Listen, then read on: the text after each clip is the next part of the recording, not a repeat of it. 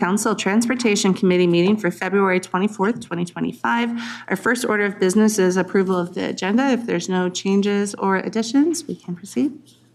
Seeing none, we can move on to our second order of business, which is approval of the January 27th committee meeting minutes. If there's no changes or additions, seeing none, I entertain a motion to approve the minutes. So moved. Moved by Councilmember Vento, second by Councilmember Morales. Is there any other discussion?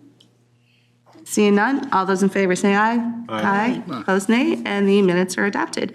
Now I'm going to turn it over to Metro Transit General Manager Kinderis for employee recognition. All right, thank you, Chair Barber, committee members. For February, our employee recognition is really celebrating the members of our Black History Month committee for their incredible and impactful work that engages and educates employees each year during Black History Month. Just to name a couple examples of the way the committee really works to engage staff, they schedule community leaders and experts to speak at employee lunch and learn sessions. They plan and host events celebrating Black culture, and they assist in the curation of the Black History Museum at Haywood Garage. And I'm sure those examples are just scratching the surface of all the ways the committee supports employees and workplace culture at Metro Transit. And with the chair's permission, here to tell us more about the committee and their work is Tracy Williamson. Go ahead and come up.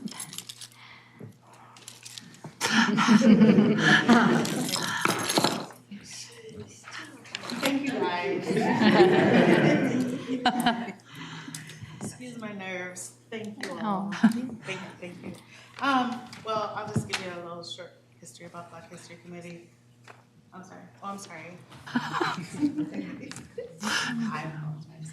Thank you for having us, council members. It's my pleasure. Thank you for being here. We thank you for having us here. Thank you, Leslie. Thank you.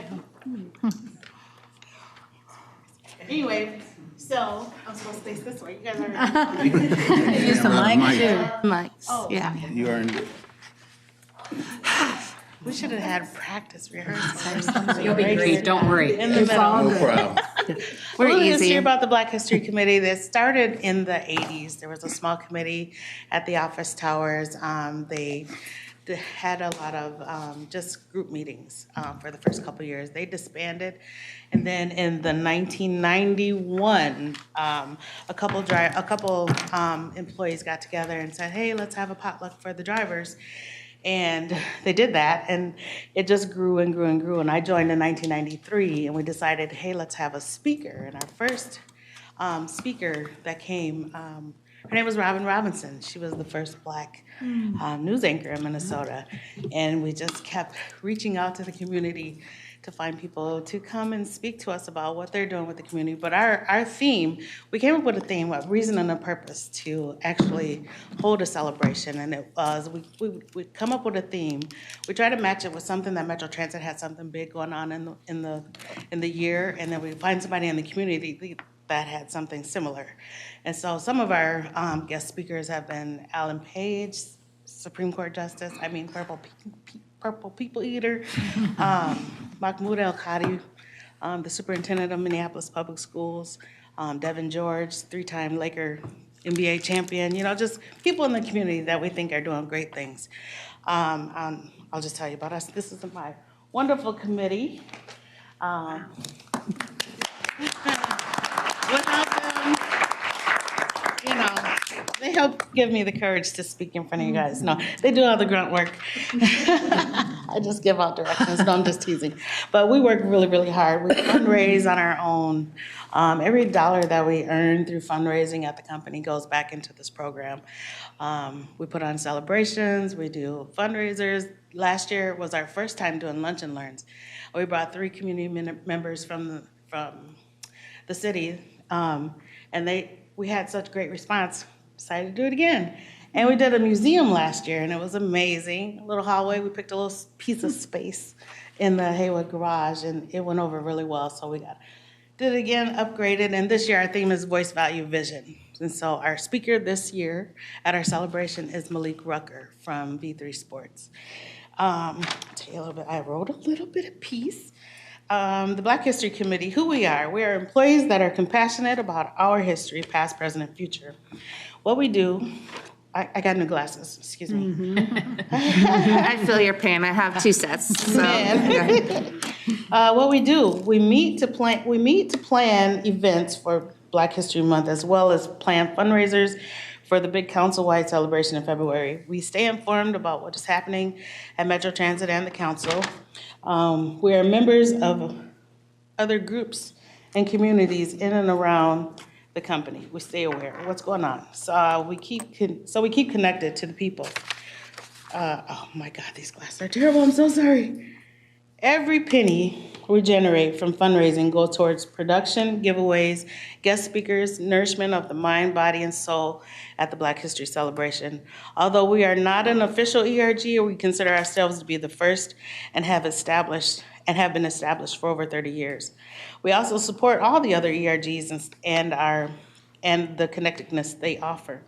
Our mission and our goal is to create conversation and gain an understanding of the plight of African Americans. We provide a leading voice that promotes education and supports African American history. We must understand how history has impacted the present and start to generate solutions for all of us to move forward, to leave the world a better place for all to enjoy and live life to its fullest. The Black History Committee strives to deliver a message of unity, understanding, and oneness. We aim to shine the bright light of truth through the eyes of our guest speakers and the togetherness, and tie togetherness the events that are happening within Metro Transit. Our hope is that we are a place where all employees can seek and provide support, engage with the community, and thrive in the workplace. Most importantly, be a place of education. The celebration is an opportunity to spotlight and celebrate the achievements that African Americans have accomplished in this country, despite the history of racism and oppression.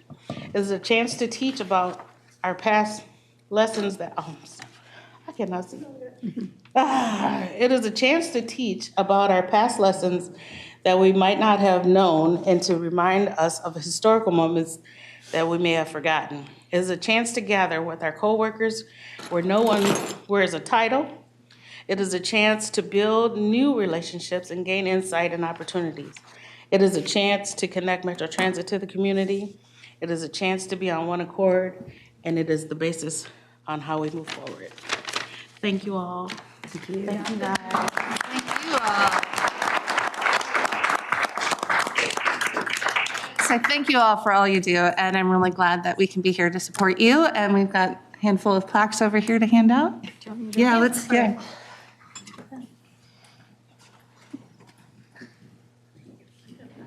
All right, if you just want to come over, we have Paris Dunn. Yeah. Congratulations, thank you so much. All right, Demetri Muhammad. Take a picture? Yeah. Yeah, we can do a picture. We didn't rehearse this. Yeah. You got it. Your picture. Thank you. Thank you so much. We got raffle tickets for sale too. Yeah.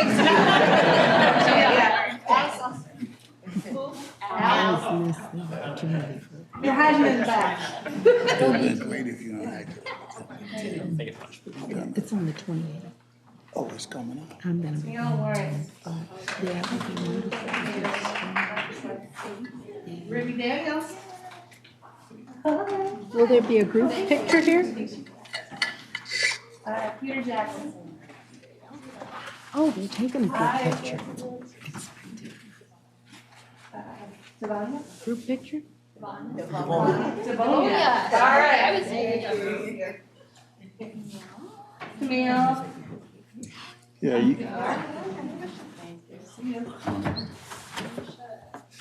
Carlisha. Hi,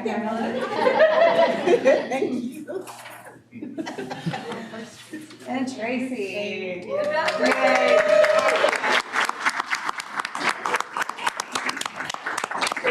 Group picture?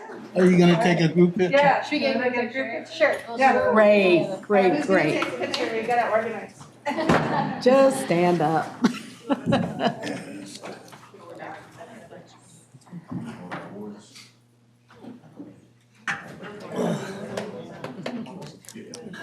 Snoop. Not much. It's my name.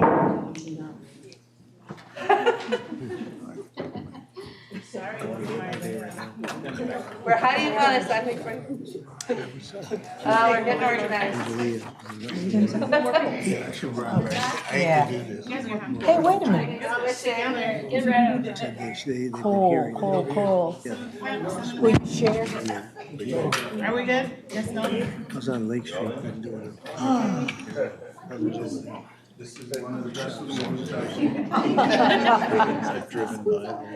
started with you guys that had the Black History Month when I came in. I didn't even know why you were here. Here we are.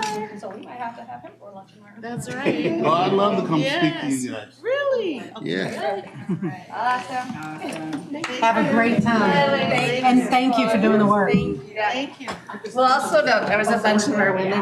Chair. Oh, sorry. That's real. All right, so that's definitely the fun part of our meeting. So now we get to move on to all the other things, although reports are also fun. So we will go to MTS Services Executive Director Carlson first. Yay. Thank you, Madam Chair. Good afternoon, council members. Can't promise it'll be fun, but just a quick update on our regional solicitation redesign. We look forward to bringing a more comprehensive info item to you in the April timeframe. But for right now, we're continuing to make good progress. There was a great discussion, and thank you to the council members who serve on the policymaker working group for the solicitation. Good discussion last week, and we seem to be moving towards a hybrid structure that would accommodate both goals in some cases, but also mode-based solicitation categories. So the big question as we're continuing is about a bunch of the details. And so our work continues with our technical partners around the specific details of not just application categories, but scoring measures, eligible projects, and the like. The next step will really include forming special issue working groups that will really roll up their sleeves and dive into some of those topics and then loop back to policymakers for various check-in points. So really April being the key decision timeframe for TAB, but then information to the council along the way as well. So many thanks for the ongoing support as we reshape this process. This is the every 10-year reshaping of the solicitation, and we're excited for our ongoing work. With that, I'd be happy to answer any questions. Perfect. Councilmember Carter. You know, I really don't have a question, but I just have to raise my hat in thanks to staff that has done some incredible work supporting this group and bringing back credible options for the group to advance. I want to thank Chair Barber also for the work that you've done ongoing to support our transportation vision. And lastly, I have to comment that this team, you know, all included, board members as well, have done a phenomenal job setting forth goals that help us to be a platform for, you know, the 2040 plan as a platform for past TPPs, and this TPP plan connected to our 2050 plan, you know, just seems to be a remarkable set for building our future. I appreciate the holding fast to an opportunity to, although hybrid, have a structure that actually speaks to our goals. And it hasn't been as easy in that discussion, perhaps, as just addressing a mode, you know, but it is far more rewarding. And I believe will be far, far more fruitful for our future. So thank you again for your leadership, and thank you also to our Chair of Transportation for your ongoing leadership, and all of you. Thank you. Thank you. And thank you for your participation in the work group for this, because, you know, it's very important. Like you said, it's a change of things. And so it's a different approach to how we've done business, and change can sometimes be hard. So it's very nice to have good, strong voices around the table, including yours. So thank you. All right. Any other questions or comments? All right, then we will turn it to Metro Transit General Manager Kinderas. Right. Chair Barber, committee members, just wanted to flag a couple upcoming events that would be opportunities for council members to engage with Metro Transit employees. First, just following on the recognition of the Black History Month, Committee. This Friday marks the culmination of Black History Month celebration at Metro Transit. On Friday at North Loop Garage, the Black History Month Committee is hosting an event that you'd be more than welcome to join us for. It's at, like I mentioned, North Loop Garage. I think the program starts around 11 o'clock. Festivities probably will go until about 1. We can get you more precise details if you're interested, but just wanted to share that following our employee recognition this evening. And then the second kind of set of events is next month relating to Transit Employee Appreciation Day. March 18th is the National Transit Employee Appreciation Day, and this year we're going to celebrate that day all week. So we're in the process of pinning down the full schedule for the week of March 17th, but we'll certainly work closely with you and community relations staff to help plug you into any events that you'd be interested in participating in. So those are my 2 main updates, and happy to take any questions. Thank you. Questions or comments? I will just say with the extension of the Transit Worker Appreciation Day being extended over the week, there's going to be lots of different times and opportunities, so please take advantage of those. I think, you can see even with some of the employees that are here today, people I have relationships with, I met them at garages, and those are the things I think it really matters to our people for us to show up as well. So, thank you. All right, anything else? All right, we do not have a report this week, unfortunately, but Peter was reappointed as the TAB liaison, so he will be back next month. So, so we can move on from there to consent. There are 4 items on consent tonight. I entertain a motion to approve the items on consent. So moved. Second. Moved by Councilmember Chambliss, second by Councilmember Morales. Is there any other discussion? Seeing none, all those in favor say aye. Aye. Opposed, nay. Motion carries. Now we're on to our non-consent business. The first one is business item 2025-33, which is the Metro G Line approval of the final corridor plan. And we have Laura Grittiman here to present. Welcome. Thanks. All right.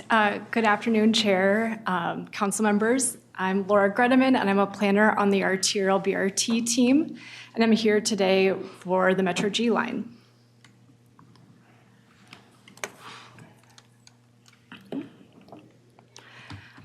All right, the proposed action tonight is 2025-33 to approve the Metro G Line final corridor plan to establish the number and location of stations included in the project.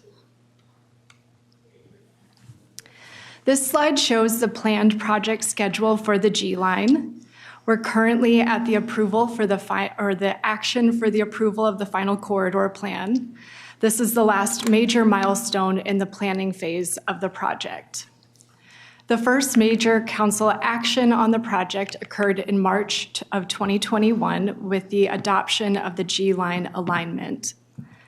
Since then, we've been in the planning phase of the project with 2 public engagement periods, as well as close coordination with our agency partners on roadway projects in the corridor. Upon approval of the final corridor plan, we'll really kickstart the engineering phase of the project. With the finalized station and platform locations, they can really move forward into final design. As a reminder, the G Line is expected to be constructed and opened in 2 separate phases, with phase 1 inclusive of downtown St. Paul and to the north, and then phase 2 south of the river to the Dakota County Northern Service Center. This is really to better align our project with other construction projects in the corridor, especially MnDOT's Robert Street reconstruction project. The final corridor plan in front of you today does identify station locations for both phases of the project. The final corridor plan includes recommended station and platform locations for the G Line corridor, as well as some background as to how we came to those recommendations, as well as other planning considerations, including project coordination, bus priority treatments, and supporting local bus service. And the supporting local bus service has been an opportunity for us to really partner closely with the service development team as they work on their Network Now project. There have been 3 different iterations of the G-Line Corridor Plan, starting with the draft plan that was released in fall of 2023. That kicked off a 6-week public engagement period. Then the council authorized release of the recommended corridor plan in fall of 2024, which then kicked off a 30-day public engagement period. I will note that the recommended corridor plan included additional analysis and/or changes at 8 station locations along the corridor. The final corridor plan is the plan you have in front of you today, and based on the engagement period that followed the recommended corridor plan, we are not recommending any changes to the station or platform locations today. Throughout both public engagement periods of the project, we heard some kind of overall themes from the public. The first was a real sense of consistency between both of the engagement periods. And for that, that's the reason why we're not recommending any changes now with the final corridor plan today. Also, it's really great to see that we continue to have strong support from the public on the G-Line project, and also heard community feedback on each station and platform along the length of the corridor. We do have some interest by station neighbors in certain stations and platforms along the corridor, and we really walked through those with the recommended corridor plan in fall of 2024 with the council. Additionally, another theme that we heard, particularly in the first engagement period, was requests to change or extend the planned G-Line alignment. And that was another topic that we brought forward in fall of 2024 with the recommended corridor plan. This slide just gives kind of an overall smattering of the different public engagement efforts throughout the life of the project. And as you can see, our outreach coordinators, Nasser and Sia, have been very busy the last couple of years. It's really our goal to make sure to try to make it as easy as possible for people to give us feedback. And so that's why we have a mix of opportunities for people to share what they think about the project. One of the key tools that we use to gauge support for the project is through our online web survey. And so this is cumulative for both periods. Exciting to see that we still do have a very strong support from the public for the project, with 74% of respondents saying they like the project and 70% saying they'll use the G-Line when it opens. This slide goes through some of the demographic results from, again, this is from both engagement periods from the online survey. I will note that we know we still have work to do to make sure that our survey responses are more in line with the riders along the corridor today. A few kind of call-outs from the survey responses is that most of the respondents use Metro Transit at least a few times a week or every day. Most have a home zip code along the corridor, identify as white, and have lower than average household incomes. Working with our partners throughout the region has been a really key component of the G-Line project. Our agency staff from different partner agencies have been involved with the planning through the Technical Advisory Committee over the last couple of years. And we've also received letters of support from partners including the City of St. Paul, MnDOT, Dakota County, and Ramsey County. And all of those full letters are included in the final corridor plan in the appendix. As we shift the project into the engineering phase of the project, those partner agencies will continue to be engaged. So in closing, the proposed action is 2025-33 to approve the Metro G-Line final corridor plan to establish the number and location of stations included in the project. Thank you, and I'll stand for any questions. Thank you so much. Questions or comments? Councilmember Carter. Thank you, just bubbling. I know. Thank you so much for this work. We have looked forward to it in my old role as Ramsey County Commissioner, and really appreciate the opportunity for people in this area of our community to be able to have good transit. Looking so forward to its construction and to its opening in coming years. Thank you. Yeah, thank you. Additional questions and comments? I'll just briefly echo that. We talked a lot the other day about how important the Golden Line is to the east side. This is another big east side connection that's really needed. So it's very exciting to see it get to this point. Councilmember Vento. Madam Chair, I just want to note, my old district included Little Canada and Maplewood, and I know how much they are looking forward to the transit option, this transit option up in that Rice and Larpenteur area. And I was recently on Rice and noticed a sign, and I don't even remember what it was about, but I immediately thought of how much it's going to change that part of our community to have this transit there. So thank you very much. I do know that in addition to there being interest on the south end for expansion, the folks north of Little Canada are anxious for expansion as well. So there'll be lots of pressure going both directions. All right, any additional questions or comments? All right, seeing none, then I'd entertain a motion to approve business item 2025-33. So moved. Moved by Councilmember Tony Carter, seconded by Councilmember Morales. Is there any other discussion? Seeing none, all those in favor say aye. Aye. Those nay. Motion carries. Thank you. Thank you. All right, second business item is business item 2025-49, which is a tentative developer agreement with the City of St. Paul Housing and Redevelopment Authority in Flaherty and Collins for Central Block Station. We have Jason Schmidt here to present. Welcome. Good evening, Chair Barber and council members. My name is Jason Schmidt, Senior Project Manager of the Transit-Oriented Development Office, and my preferred pronouns are he, him, his. As stated, I will be going over business item 2025-49, dealing with the selection of the developer Flaherty and Collins for the Central Station block through action of a tentative developer agreement. And I just want to state, I am fairly new to the Transit-Oriented Development Office, so I do want to just recognize that a number of TOD office staff have been working on this project, as well as my predecessor, and want to state that we have been working alongside staff from the Office of General Counsel, the Real Estate Office, and Procurement to move this project forward.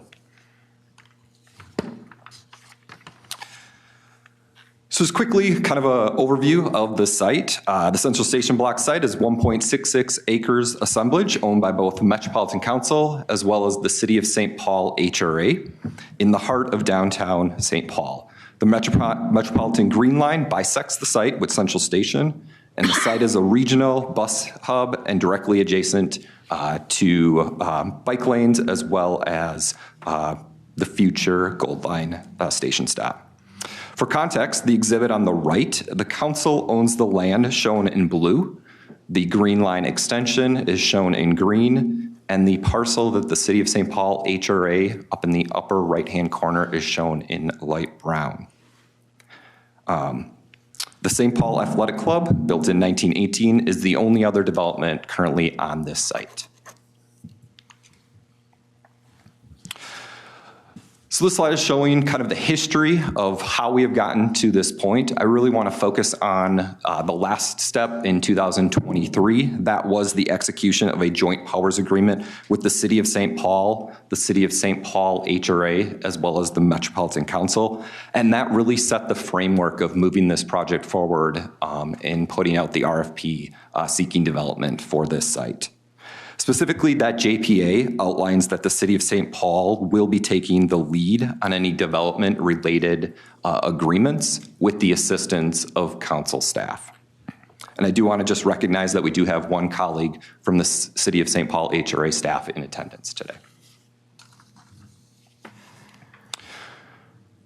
So history of the request for proposals. So in late of 2023, a letter of interest was released to gauge developer interest and generate ideas for an RFP. The official RFP was published March 25th of 2024. It was open for 4 months, officially closing on July 25th of 2024. That RFP scope specifically outlined that we were seeking a high-density mixed-use development that both maximizes development potential of the site and increases transit ridership, as well as making sure that that it demonstrates high-quality architecture and urban design that contributes to the urban fabric of downtown St. Paul, activates the street, brings increased vitality to the core of the central business district, and takes advantage of the extensive transit network around this site. One proposal was received, and that was from Flaherty and Collins. A team of council and St. Paul HRA staff reviewed the proposal and interviewed the potential team. And ultimately, that review panel did make the recommendation to move forward in selecting Flaherty and Collins as the potential developer. Flaherty and Collins is based in Indianapolis. They were founded in 1993, and they have specialized in both market rate and affordable housing projects, public-private partnerships, and mixed-use urban infill developments with complicated financing structures. They have partnered with two local firms, J.E. Dunn Construction, as well as Urban Work Architecture, for the proposal that they have submitted. I also want to state that Robert Flaherty is in attendance from Flaherty and Collins, and if there are any specific questions after the presentation, he is available. So Flaherty and Collins has developed in 13 states, mostly within the Midwest, and they do have two local projects here within the Twin Cities. The first one is, you may know, it is along the Green Line at 2700 University Avenue. It is a 248-unit market and affordable project, as well as contributing some commercial on the first level. Additionally, they do have a 230 market rate project up in the city of Ramsey in their core development. And then the proposal on the right is one similar to what they are proposing that they recently did in Indianapolis, which is a 290-unit market rate mixed-use project. So the proposal, Flaherty and Collins is proposing to purchase Central Station Block to develop an estimated $130 million mixed-use project of 300 market rate units and 10,000 square feet of ground floor retail along 5th Street. The conceptual plan includes two buildings, a 20-story tower on the northeast portion and a 6-story building on the southwest portion connected via a skyway over the light rail. Proposed unit mixture is of studios, 1, 2, and 3 bedrooms. Here are some conceptual renderings that were submitted from Flaherty and Collins. The one on the left is a view from the intersection of 5th and Cedar, and the one on the right is a view from the intersection of Minnesota and 4th Street. I do want to state these are conceptual, and if it is recommended that we continue to move forward with the developer, negotiations would be ongoing to determine how the design and everything does lay out, both on the site fully, as well as how it interacts with the platform transit station stops.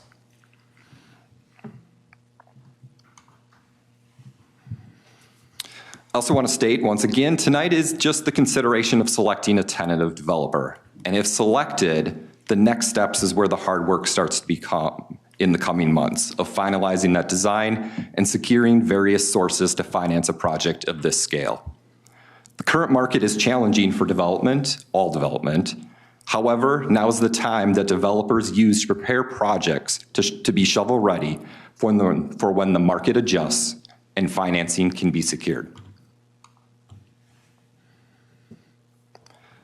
So once again, the request is to select Flaherty and Collins as the tentative developer for the exclusive option on the Central Station Block property, as long as they are advancing on plans towards a development and purchase agreement. Working with the City of St. Paul HRA staff, we have come up with some recommended milestones and benchmarks in moving the proposal forward. A few of the milestones include hearing feedback from the community, confirming plans meet the city regulations and TOD design, and identifying financing for the project, specifically any public subsidy, as the current proposal as underwritten has a significant financial gap under today's market. If a tentative developer agreement is executed, additional updates will be coming before the council. as the project moves through these milestones. And I do want to just state that the City of St. Paul HRA did take a vote last Wednesday, February 19th, to direct staff to finalize and execute the tentative developer agreement with this developer, pending the council's approval. So with that, with the proposed action for 2025-49 is that the council authorize the regional administrator to negotiate and execute a tentative developer agreement with the City of St. Paul Housing and Redevelopment Authority and Flaherty and Collins, outlining key milestones for redevelopment of the Central Station block. And with that, I stand for any questions. Very good, thank you. Questions or comments? Councilmember Chambliss? Thank you for the presentation. It looks like a very interesting and fun urban design with the mixed use. You may have mentioned the total units. I know 300 are market rate. How many would not? How many would be part of the HRA affordable units? And then, are there any units in the plan that are non-rental, like for condominiums? Chair Barber, council members, as of right now, the proposal, what the developer has underwritten is currently proposing just 300 market rate. So any units that will be specifically for affordability, depending on affordability levels, will occur during the negotiation period if they are selected as the tentative developer. And so that's more to come on that. Additionally, on the same note, everything they're proposing is rental, no owner at this time. Okay, because I'm not an expert on development. I just wanted to know, like, how often do you have like a mixed-use plan that includes both home ownership and rentals? Okay. Well, come on up. Hi. Good evening, council. My name is Robert Flaherty. I'm a partner with Flaherty and Collins Properties. Thank you for jumping in. We prepared this proposal as a base case in terms of purely market rate at this time, with the understanding that this is an ongoing conversation in terms of unit mix, design, and incorporating it into the urban fabric. So we pride ourselves on being very experienced with public-private partnerships.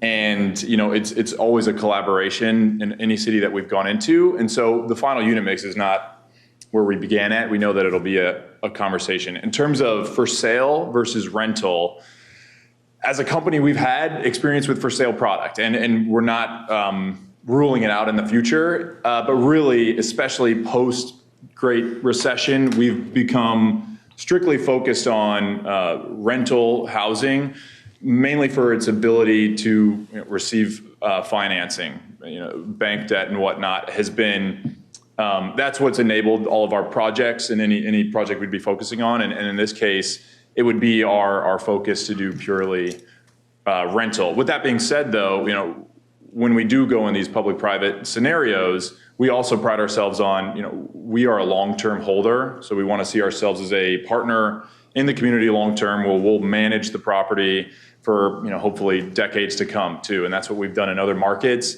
And so, we would be around too with this rental housing. Thank you. All right, additional questions or comments? Councilmember Carter? It is exciting. Just wanted to make sure I was Carter. Yep. It is exciting to envision this site as this sort of mixed urban development for our community. And so I'm glad to see something moving forward that has positive energy with it. Thank you to all who've worked on it. I did note the proposal for the 20-story and the 6-story building, and as I look at the picture, it looks as though the 6-story building may be the transit building that is currently there. Can someone explain that to me? On the southern parcel, Yeah. the marquee tower is on the northeast corner, and then we'll have a smaller 6-story building.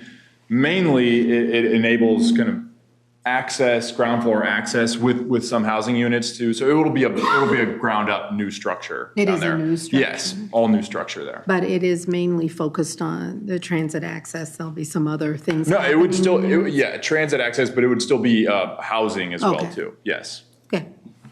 Thank you. Thank you very much. I wasn't really sure whether that was the current building, so. it's good New, to see. all new. Good. Right. Additional questions, comments? Just my one comment. Thank you for coming up and taking some questions. I appreciate that for sure. And also St. Paul for being here. Definitely appreciate that. Like you said, we talked last week at our committee of the whole. Tonight we approved project. All of these things focused on the east side. Yes, this is tied to the Green Line station, but there's a Gold Line station right outside. And so this is really a great connection point, I think, for the downtown area of St. Paul. So it's a very important first step. So thank you. All right, if there's no additional questions or comments, I'd entertain a motion to approve business item 2025-49. So moved. Second. Moved by Councilmember Morales, seconded by Councilmember Tyrone Carter. Is there any other discussion? Just amen. Seeing none, all those in favor say aye. Aye. Opposed, nay. Motion carries. Thank you. Thank you. All right, now we're on to business item 2025-55, which is a master contract for bridge inspection service. And we have Julie Brenny here, who will be here for the next couple. Welcome. Madam Chair and council members, I have two items I'll be presenting. The first one is business item 2025-55, master contracts for bridge inspection services. This procurement does replace one current contract. We are moving to two contracts. And this work will be centered around inspecting all of the council/Metro Transit owned structures. Structures could be bridges, tunnels, structured parking, retaining walls, anything that falls within our structures inventory. We have a separate group of contracts that we will utilize for any rehabilitation to those structures that is determined to be needed based on inspections, and that's for to keep those two acts separate. So one contract would indicate a need, the second type of contract would be used to rehabilitate those structures. This was a competitive procurement using the Brooks Act. We had a panel, an evaluation panel was selected and reviewed the proposals. Following their recommendation of which proposals were the most technically qualified, we then moved to a negotiation panel. And this particular group of contracts, we did have a somewhat specific scope of work. The firms were given, we split the structures into two, and the firms we discussed what structures each firm would receive, and we do have a ICE prepared for a cost for each individual inspection over the course of the 5 years. So we reviewed those costs with the vendors and came to an agreement on a cost proposal from each of them. Following that, then the negotiation panel did determine that the costs were fair and reasonable, and we came to an agreement. There is a 4% DBE goal on this group of contracts. And in summary, our action is to request authorization to award two contracts, one to Kimley Horn and Associates and one to Collins Engineers for a total of $2.9 million. And with that, I can answer any questions on this item. Again, thank you. Questions or comments from council members? All right, seeing none, then I'd entertain a motion to approve business item 2025-55. So moved. Moved by Councilmember Morales. Is there a second? Second. Then by Councilmember Tyrone Carter. Is there any other discussion? Seeing none, all those in favor say aye. Aye. Opposed, nay. Motion carries. And back to you, Julie, for business item 2025-56. Madam Chair and council members, this business item is for a master contract for zero-emission bus transition plan advisory services. And this also replaces a previous contract that is expiring. And this contract is for advisory services that can include items such as bus transition plan updates, master program schedule, program funding assistance, performance measurement and annual reporting, communications and engagement, and other activities that might arise around our zero-emission bus transition plan. Individual work orders will be issued under the contract for the various services as needs arise. This too was a competitive procurement. We had a evaluation panel. We evaluated that was in place to evaluate all of the proposals. Following their recommendation of the proposal that was most advantageous, the process moved on to a negotiation panel, and we held negotiations with the selected firm. And following that, there was a determination by the panel that the prices negotiated are fair and reasonable. The Office of Equal Opportunity included a 7% goal on this contract. So in conclusion, we are requesting authorization to award a contract to Hatch Associates Consultants for a total not to exceed $3 million over the term of 5 years. And I can take any questions anyone might have on that one. All right, thank you. Questions or comments from council members? All right, seeing none, then I entertain a motion to approve business item 2025-56. So moved. Moved by Councilmember Morales. Is there a second? Seconded by Councilmember Tony Carter. Is there any other discussion? Seeing none, all those in favor say aye. Aye. Opposed, nay, and the motion carries. Thank you. Thank you. All right, on to business item 2025-57, which is the Metro F line, an amendment to the MnDOT Master Partnership Contract Work Order, and we have Reed Sherlock here to present.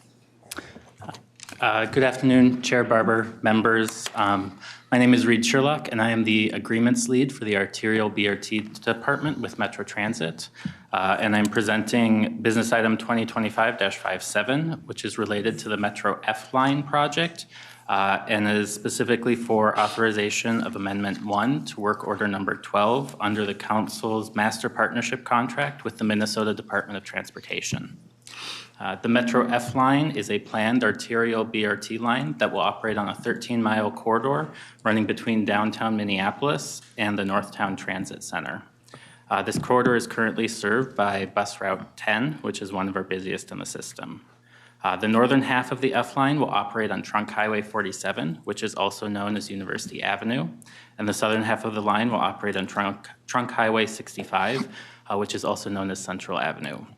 Both of these roadways are controlled by MnDOT, making MnDOT a particularly important partner for this F-line project. At the center of this business item today is a successful partnership and collaboration happening between MnDOT and Metro Transit. MnDOT is planning a roadway construction project on Trunk Highway 65, and their project overlaps a large portion of the future route for the F-line. To improve coordination between the MnDOT Trunk Highway 65 project and the F-line project, we entered into Work Order 22I-003L with MnDOT in 2023. And through this work order, Metro Transit is providing preliminary design services to MnDOT's project as part of the F-line design contract. To be clear, this business item today is to amend the agreement with MnDOT to receive additional funding. The F-line design contract will also be amended to allow for this change, but that amendment does not require council action. The original scope in the work order was created before MnDOT had a timeline for their project, but MnDOT has now established that timeline, and with that, will be seeking their own contractor to do final design work. Because of this, MnDOT has identified the need to expand the scope for their preliminary design work in order to bridge the gap between the original scope in this work order, and their upcoming final design contract. To do this, MnDOT has requested an amendment to the work order to allow them to spend an additional $1.31 million on an expanded scope, as well as extend the work order's expiration date. When this work order was originally executed, we did not know when MnDOT's project would be constructed, but now, since they have established a project timeline, we have been able to align the construction of their project with the F-Line project. This coordination will minimize community impacts and allow for the concurrent design and construction of these complementary roadway and BRT improvements, resulting in the better MnDOT and F-Line projects overall. In closing, business item 2025-57 requests that the Metropolitan Council authorize the regional administrator to execute Amendment 1 to work order number 12, contract number 22I003L, issued under 22I003, the master partnership contract with the Minnesota Department of Transportation, to receive approximately $1.31 million in additional funding. With that, I'm happy to take any questions. All right, thank you. Questions or comments? Seeing none, I think this is very good. I think it's always good when we take the time on these projects to make sure we're aligning with local entities and only have to disturb them once as we're doing some of these big projects throughout the metro. So this is just a good example of good governance. So with that, if there's no other questions, I'd entertain a motion to approve business item 2025-57. Motion to approve. Second. Motion by Councilmember Chambliss, second by Councilmember Morales. Is there any other discussion? Seeing none, all those in favor say aye. Aye. Opposed, nay. Thank you. All right, thank you. And the motion passed. On to business item 2025-65, which is a lease extension for material management for light rail parts. And we have Chris Hafner here to present. Good afternoon, Chair and committee members. Thank you for your time today. My name is Chris Hafner. I manage Metro Transit's Material Management Department. In 2020, the Metropolitan Council began renting a 20,000 square foot warehouse space in Roseville for the storage of LRV parts, light rail vehicle parts. That lease had an option to extend one time for 5 years. In the late fall of 2024, Metro Transit purchased a new warehouse at the intersection of Industrial Road and Broadway in Minneapolis. However, the new warehouse is currently just 4 walls, a foundation, and a roof. So it's going to take at least until the summer of 2027 for construction outfitting that warehouse to be finished. In addition to that, it's going to take us approximately 1.5 years to move all of our parts from the overhaul base into and the Roseville rented warehouse to this new consolidated facility. As a result, we reached out to the real estate department, asking them to exercise the option to extend this lease. They did so in approximately November of 2024. And they notified the landlord that we wanted to extend the lease, and they negotiated new market rent of $7 per square foot per year. It starts in 2026. And then there's an annual increase of 2.5% annually in the rent. All the other terms from the original lease stayed the same. So before you is a business item which on proposed action is that the Metropolitan Council authorize the regional administrator to negotiate and execute the contract amendment 20P-231 to extend the lease with 2550 Walnut LLC for a 5-year lease and the amount of approximately $1.35 million. Do you have any questions? All right, thank you. Any questions, comments? All right, then I'd entertain a motion to approve business item 2025-65. So moved. Moved by Councilmember Vento, second by Councilmember Morales. Is there any other discussion? Seeing none, all those in favor say aye. Aye. Opposed, nay. Motion carries. Thank you. On to our final business item, which is business item 2025-66, which is solid waste and recycling material removal contract. And we have Jeff Freeman here. Welcome. Good evening, Chair Barber, council members. Tonight I'm here to present a contract amendment on contract 20P040. We entered into that contract in 2020 for waste and recycling material removal services. 2023, we sought to go for an IFB to update the contract. We had one bidder, and that bidder was found to be non-responsive. Previously, we've executed a previous amendment to extend this contract. What we're looking to do tonight is to extend the contract with $132,500, which will give us time to go out for another procurement and continue our waste services. So tonight I'm before you to request an action that the council authorize the regional administrator to execute an amendment to that contract in the amount of $132,500 for a total contract value not to exceed $990,000. With that, I have any questions? Okay. Any questions or comments? Very good. All right, I entertain a motion to approve business item 2025-66. Make it. Second. Moved by Councilmember Tyrone Conger, seconded by Councilmember Morales. Is there any other discussion? Seeing none, all those in favor say aye. Aye. Opposed, nay. Motion carries. Thank you. Thank you. So that is the end of our business. If there are no objections, I would say the first and second items go on consent to the full council, and the rest can go on the consent agenda. Okay, very good. All right, then we're on to information. Our first one is quarterly service change and workforce update, and we have Brian Funk and Alyssa Haugen here to present.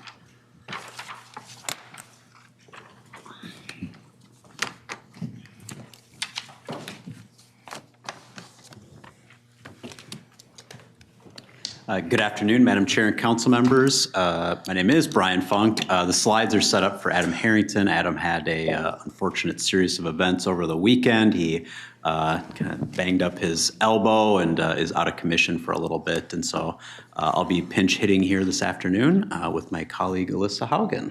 Great. Good evening, Chair and council members. Alyssa Haugen, Assistant General Manager of Administration and External Affairs. Excited to provide you with the workforce update and service changes. So as you saw last week preview at Committee of the Whole, but just as a reminder, our workforce readiness in the bus operator space is looking really great. Excited that we're projecting full staffing for all of the 2025 BRT openings. As you can see here, we're currently at 1275 for our scheduled operators. Really great staff contingent. We're set to meet our projection around 1343 by the end of March. And those additional resources also help with the information we've been sharing with you on the additional training that we're doing around de-escalation, supporting operators, making sure that they're ready, supported in those roles, and the system reliability. Also wanted to just share with you tonight that a part of the story here is also the retention that we're seeing for our operators, specifically in probation and their weeks after turn-in. We've seen significant improvement in 2024, just about 10% improvement in the retention in those early weeks after turn-in. And as you might know, employee retention rates are one of our key measures in our employee strategic priority in Metro Transit Forward. So we'll be continuing to track this data, but seeing that we're back in the pre-pandemic ranges already with the efforts that have been made in bus transportation, extra support in the instruction center, really looking at what are the policies impacting our operators and how can we make some changes, and then use this data to be tracking, are those changes making a difference and how is that impacting our workforce? So just really glad to highlight here tonight that those changes are showing up, and we'll continue to monitor this and keep you posted in the upcoming quarterly updates. With that, I'll turn it over to Brian for the service changes. All right. And yeah, as Alyssa said, we're in really good shape for our bus operator complement. And so with that, we've been able to add about 5% to our total service with this service change. Slated for March 22nd. This is a chart that we've been showing for a couple of years now, just to highlight as a percentage of overall service hours delivered each week, where it's fitting into the different categories between light rail, which remains around 76% of those 2019 or pre-pandemic levels, our commuter express and North Star, which is still well below that at 28%, and then our BRT and local bus now back up to about 94% of those service hours. And so we continue to make those revisions, make implementations where we're seeing the demand and markets that can use that additional service. This is an overall map of the metro area, our service area in the lighter shaded colors that we also have on here where we're making changes. So a lot of routes are being affected.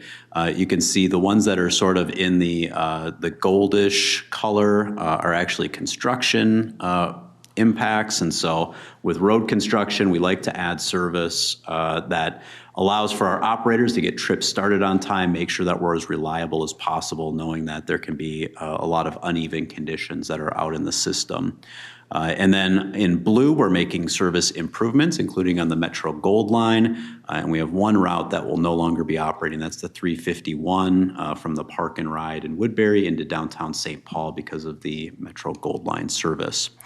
So in summary, as you can see, we're adding travel time and routing adjustments on 26 different routes because of 17 identified construction projects, and we'll be ready to pivot as needed as we gain experience in those projects, hit different phases throughout the summer. Route 46, which travels in South Minneapolis, will be seeing evening service improvements to 30 minutes. We have routes here in downtown St. Paul that'll be taking up sort of new stop homes along 5th and 6th Street to make sure that we don't have a lot of congestion at any one spot. This was highlighted last week at the Committee of the Whole, but if you have any other questions, we could walk through that. And then finally, the big news story, of course, is that the Gold Line is launching service. And so along with that, this is a review for folks who are in the Committee of the Whole presentation. But we're adding 10-minute service for the wide span to get that started off on the right foot. The micro service in Woodbury will be a really nice complement to that fixed route scheduled service. And then we're going to continue to measure how that performs. And we're really excited about getting that going in operations and as an organization as a whole. So all of these changes are now available on our website. They're going out to our customers so that they're able to plan accordingly, make adjustments, and then hopefully get really excited for the Gold Line that starts service, again, March 22nd. So any questions? Councilmember Tony Carter. Thank you for this encouraging message. We're looking forward to being in a position to actually make these changes and see the difference they make. I wonder if you can comment also on what continues to be a desire, and that is for longer evening service, which we were able to experience before. And with numbers of people who work on either side of the Green Line, I continue to hear that request. And with our ability to be oversubscribed for drivers, I'm wondering if you have any projections that might help us to encourage others that that service may be returning at some time. Yeah, Madam Chair and Council Member. So I can speak maybe to a couple points on that, and then let's see if the General Manager wants to add anything. When we're looking at, in particular, the light rail service, it's been an area that we've had the requests, and some folks might recall that we're sort of threading a needle between wanting to operate service at a wide span while also keeping up with the maintenance that's needed on that alignment. And literally we have crews out 7 nights a week that are trying to take care of that system. And so that's certainly one consideration. In the train operator realm, as opposed to bus operators, we're not quite as far ahead of the game, but we're adding staff to be able to catch up with where we want to be by probably the August timeframe. And then, of course, we're staffing up for Southwest over the next year and a half. And so that's an aspect. And then also in the Network Now plan that can be hearing a little bit more about from Adam and his team, looking at what are those nighttime options is something that we're, really looking at holistically. We have a pretty good set of options for many service areas, but we acknowledge that we need to continue to make investments in that space. Okay, so no magic wands or anything of that sort, but we're working on it. Yeah. So, Madam Chair and Council Member, that's right. I don't have anything earth-shattering to announce tonight other than, we continue to see it as something that customers are desiring. we're looking at where are those opportunities that we can, plug that in. I will say that, one of the near-term opportunities, it's just for one night, but St. Patrick's Day, when we offer the free rides, we'll be offering train trips after midnight, as we've done for some of the other free ride promotions. And so we're continuing to look and see where do we have those right opportunities to do that aside from making an investment every single day. Anything to add? No, that covered it well. Thank you. All right, any additional questions, comments? Councilmember Chambliss? Just quickly, congratulations on meeting 94% of the ridership compared to 2019. Service. It's just, I remember when we were so far apart from that, and to be where we're at now and to be able to maintain that and also retaining the employees. Congratulations on that. Chair Barber, Council, I hate to be the wet blanket here, but this slide on slide 4, it's of service levels, not ridership. So I just wanted to clarify that. So this is demonstrating that because we've made such gains with being able to hire and retain staff, we're able to continuously put more service on the street. So we're still excited by this story, but I did want to clarify that's a service level metric, not ridership metric. So. Still congratulations. Good. So, sorry. Just wanted to fact check that. Councilmember Vento. Thank you, Madam Chair. I just wanted to note how excited the folks are out in the Woodbury, Oakdale area. I wasn't able to participate in the council member tour on Friday, but I am frequently finding myself following the route. And it's fabulous.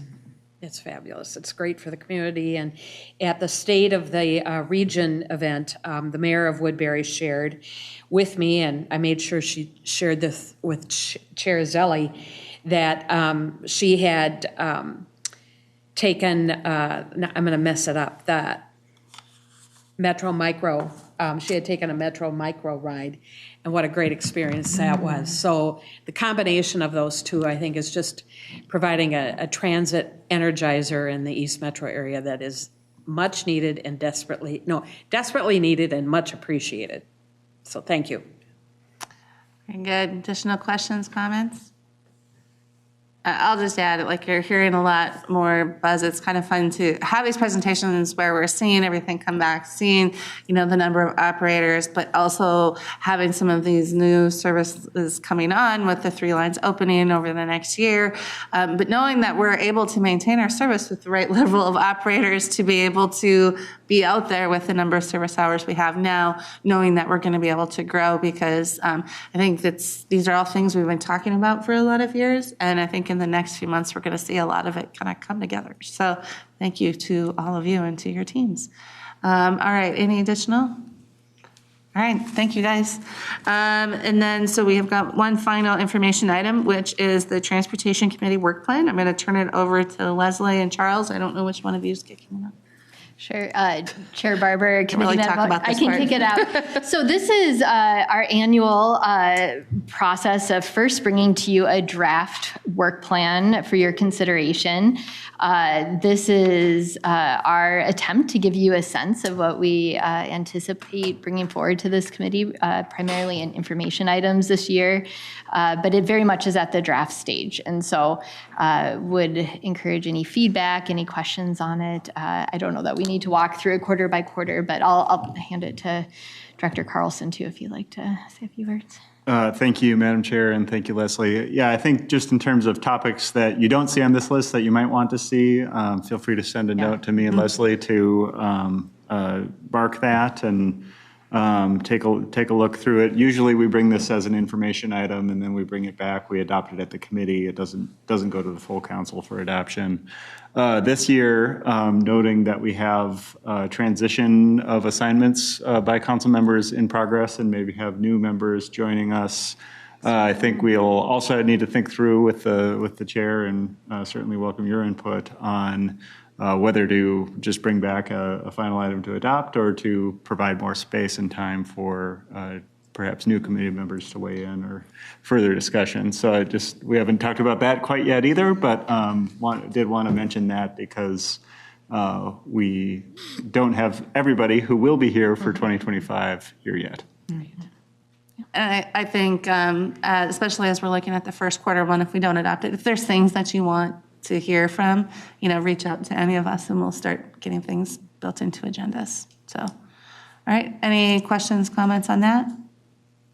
Councilmember Vento? Well, I was just going to note that I've been advised that it'll probably take until April to get the 2 positions filled. The postings closed on the 14th, or the application deadline, I should say, was closed on the 14th, but they need to get the interview committee members recruited and approved by the governor's office, and then they need to set up the interviews. And it's not as onerous as the every 4-year process where you're dealing with 16 districts and many, many more applicants, but it's still a fair amount of work. Yeah. All right, anything to add? All right. I will add that I apologize for not giving notice sooner because I didn't realize it was going to take this long. But no problem. We're happy to have you around still, and we know that you'll get to stay here through, for sure, the Gold Line opening, which I know you wouldn't miss. So that's a win for everyone. With the change in committee assignments, we are losing one of our members on the table. So Diego, I want to thank you for your service and your time here. You've been very good. You've served on work groups. You've helped out. We really appreciate it. You're going to be missed. You can definitely reach out to council members Johnson and Osmond and let them know that our meetings only take 5 hours and 1 hour and 11 minutes most of the time, and we're out well before 6 o'clock all the time. So if you want to assure them that that's truly the case, and yeah, best of luck. Sorry, but yeah, thank you so much. I do appreciate the time that this is a hard committee. We do a lot of work here, so it really is appreciated. All right, anything else for the good of the order? All right, then we are adjourned.